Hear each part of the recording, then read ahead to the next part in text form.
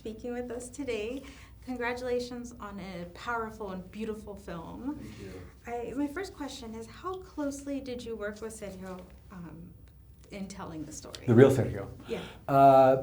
Shockingly close. In fact, he was in a scene in the movie. It ended up hitting the cutting room floor for time. Also not the best actor, but Paloma's in the movie, the real Paloma. So we had both of them. First of all, intensive interviews, hundreds of pages of transcribed interviews we did with them, just trying to get every little detail. And a lot of that stuff is the stuff that ended up fleshing out the movie that's not in the article that the original story was based on. Just tiny little details about having to look down the street both ways when they left the front door of their house because of how bad the situation was at this time in 2012 with the war that was going on locally. But then, amazingly, they got to come to set. And I had always had the idea that ideally I'd love to put each one of them in a little rose, a little shout, a little cameo. But where it was the most helpful was, we're doing this checkpoint, militarized checkpoint. Are we overdoing this? Are we underdoing this? How are we? That's about right, you know? Or that's exactly how it was. That's exactly, you guys got it. You got it. And to have that next to you was, it was very gratifying. It was confidence inspiring that we were doing things the right way tonally. It was very helpful, and also on kind of a deeper level, who I thought Sergio was substantiated by meeting the real Sergio, and it just was, as I'd like to say, like, here's a guy who had this dream and he started it in his own backyard, this trash dump that he grew up in. And I'm here right now talking to you as a continuation of that dream that continues to expand. And so I also feel this incredible responsibility, this debt, Absolutely. Yeah. And it was very authentic. It felt authentic. It felt like my trips home to Mexico and things like that, so many things. So I think the authenticity was absolutely there. When it came to casting and the kids, and I mean, they were just so incredible in their faces. You could just see this very heavy weight that they carried. What was it like trying to cast these actors, these very young actors? Yeah, well, it was a huge challenge to really look and find people that had those qualities, which is something I do in the casting process. I feel like you need to get most of your work done there.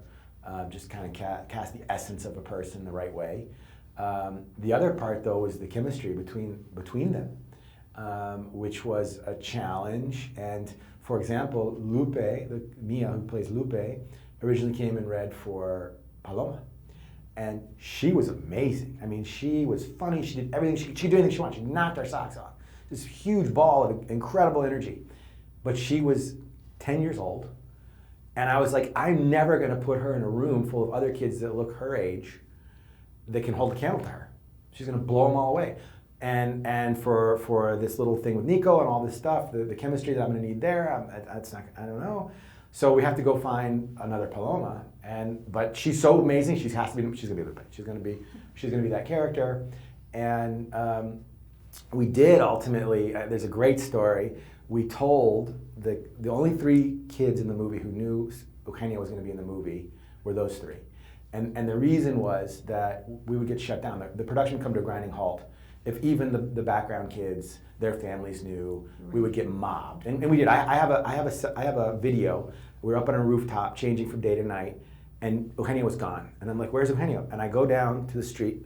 By now, we'd been in this location for 3 weeks. And the kids, the extras in the thing, were coming back telling their parents, I was just with Eugenio Derbez. Like, no, you weren't. But every day they say it, and finally. So I go down and I turn on my video camera, my phone, and I follow this line of people. That day, Eugenio took 850 selfies. My goodness. Yeah. It took me 3 minutes to walk down the line of people just to find Eugenio at the end going, But so when we're telling the kids about the 3 kids who got the part, okay, congratulations, you got the part, there's one other thing you need to know. And when we told Nico and Paloma, who were together, they just started crying. But Mia I'd held in reserve because she was younger, and I needed to know if she could hold her own with these older kids. So we bring her in, of course she does, And I tell her and her dad, she's got the part. The whole crew's there because we're doing camera test. They all applaud. And then I say, but there's one other thing that you need to know, but I'm not going to tell you. They're going to tell you. And Jennifer, who's Paloma, is in this camera test, and she's like, wait, can we stop? I want to tell her. And she runs over and she goes, okay, name an actor. And Mia goes, Eugenio Derbez, that's Sergio. Why? It's just incredible, right? And these are kids who, actually me and Jennifer wanted to be singers, so I actually have them accompanying Gaby Moreno for the final song as the background chorus are those girls. That's amazing. Yeah, but imagine them, like, they had never acted before, this is what they wanted to do, and then there's the biggest star imaginable. Absolutely. Yeah. Well, congratulations on an amazing film. It was very powerful, and I think it's going to have a very deep impact. Thank you. Appreciate it. Thank you so much for your time. Thank you.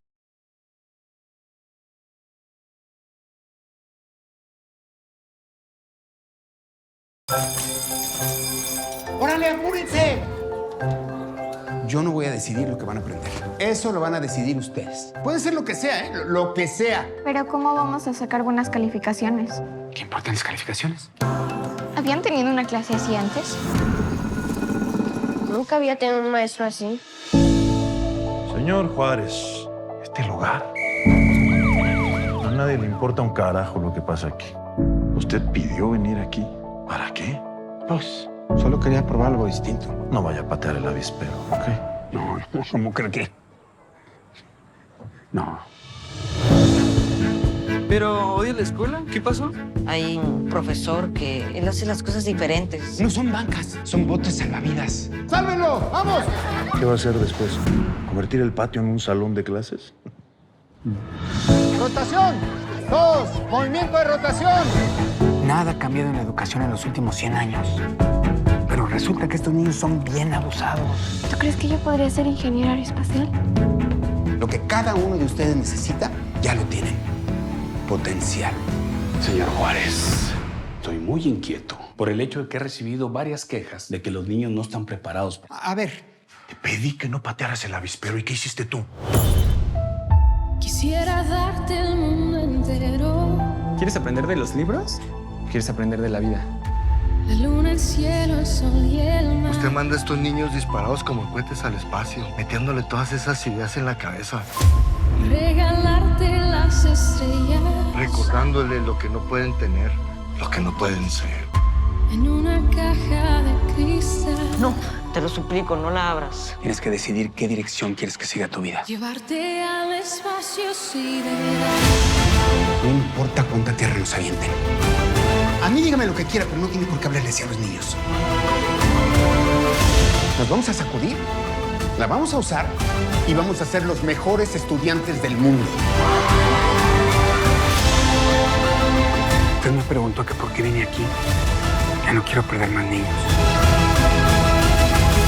Ni uno más. Llevarte al espacio sideral.